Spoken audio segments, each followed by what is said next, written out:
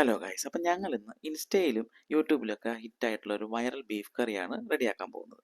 ആദ്യം നമ്മൾ കുക്കർ വെച്ചു, അതിലേക്ക് വെളിച്ചെണ്ണ ഒഴിച്ചു. വെളിച്ചെണ്ണ ഒന്ന് ചൂടായി കഴിഞ്ഞപ്പോഴത്തേക്ക് അതിലേക്ക് ചെറിയ ഉള്ളിയും ഉപ്പും കൂടി ഇട്ടു.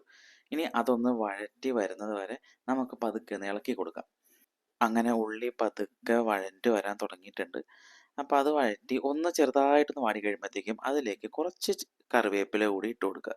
എന്നിട്ട് അതും കൂടി ഇട്ട് നന്നായിട്ട് മിക്സ് ചെയ്യുക. അങ്ങനെ നമ്മൾ കുറച്ചധികം നേരം മിക്സ് ചെയ്തു. അത് കഴിഞ്ഞിട്ട് അതിലേക്ക് ഉണക്കമുളക് പൊടിച്ചത്, ചില്ലി ഫ്ലേക്സ് പോലെ ഇരിക്കും, അതും കൂടി നമുക്ക് ആവശ്യത്തിന് ഇട്ട് കൊടുക്കാം. ഞങ്ങൾ 3/4 കിലോ ബീഫാണ് വാങ്ങിയത്. അപ്പോൾ അതിലേക്ക് ആവശ്യമായിട്ടുള്ള വെളിച്ചെണ്ണയും ചെറിയ ഉള്ളിയും ഈ ചില്ലി ഫ്ലേക്സ്, അതായത് ഉണക്കമുളക് പൊടിച്ചതാണ് ഞങ്ങൾ ചേർത്തത്. അപ്പോൾ അത് നന്നായിട്ടൊന്ന് ഇളക്കി കൊടുക്കണം. അങ്ങനെ ആ ഉള്ളിയുടെയും ആ ചില്ലി ഫ്ലേക്സിൻ്റെയൊക്കെ ആ പച്ചപ്പ് മാറിക്കഴിയുമ്പോഴത്തേക്കും പതിയെ നമുക്കതിലേക്ക് ബീഫ് ഇട്ട് കൊടുക്കാം. ബീഫ് നന്നായി കഴുകി വൃത്തിയാക്കിയ ബീഫ് നമുക്കതിലേക്ക് ഇട്ട് കൊടുത്തിട്ട് നന്നായിട്ട് മിക്സ് ചെയ്യാം. അപ്പോൾ എല്ലാം ഒന്ന് മിക്സ് ആവുന്നവരെ നമുക്കൊന്ന് ഇളക്കി കൊടുക്കാം.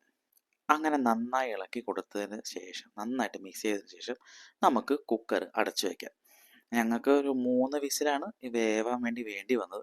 ഓരോരുത്തരുടെ കുക്കറിൻ്റെയും പിന്നെ അതേപോലെ മീറ്റിൻ്റെയൊക്കെ ഒരു ക്വാളിറ്റിയൊക്കെ അനുസരിച്ച് ആ വിസിലിൻ്റെ ഇതിന് വ്യത്യാസം വരാം കേട്ടോ.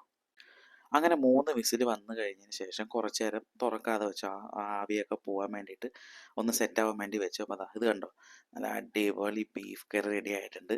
അപ്പോൾ അതിനുശേഷം ഞങ്ങൾ എന്ത് ചെയ്യുന്നു വെച്ചാൽ ഒരു ചെറിയൊരു ചട്ടിയിലേക്ക് ഒന്ന് തിളപ്പിക്കാൻ വേണ്ടി മാറ്റി, കുക്കറിൽ നിന്ന് ആ ചട്ടിയിലേക്ക് ഇട്ടിട്ട് നന്നായിട്ടൊന്ന് തിളപ്പിക്കാൻ വേണ്ടി വെച്ചു. അങ്ങനെ നമ്മളെ വൈറലായിട്ടുള്ള ബീഫ് കറി ഏകദേശം റെഡി ആയിട്ടുണ്ട്. കണ്ടോ, നല്ല റെഡ് കളറിൽ വായിൽ വെള്ളം വരുന്ന രീതിയിൽ നല്ല കിടിലൻ കറിയായിരുന്നു കേട്ടോ. ഞങ്ങൾ ചോറിൻ്റെ കൂടെ ട്രൈ ചെയ്ത്, പൊറോട്ട ചപ്പാത്തിയുടെ ഒക്കെ ട്രൈ ചെയ്യാൻ നല്ല ടേസ്റ്റ് ആയിരിക്കും. ഞങ്ങൾ ചോറിൻ്റെ ട്രൈ ചെയ്തു, സൂപ്പറായിരുന്നു.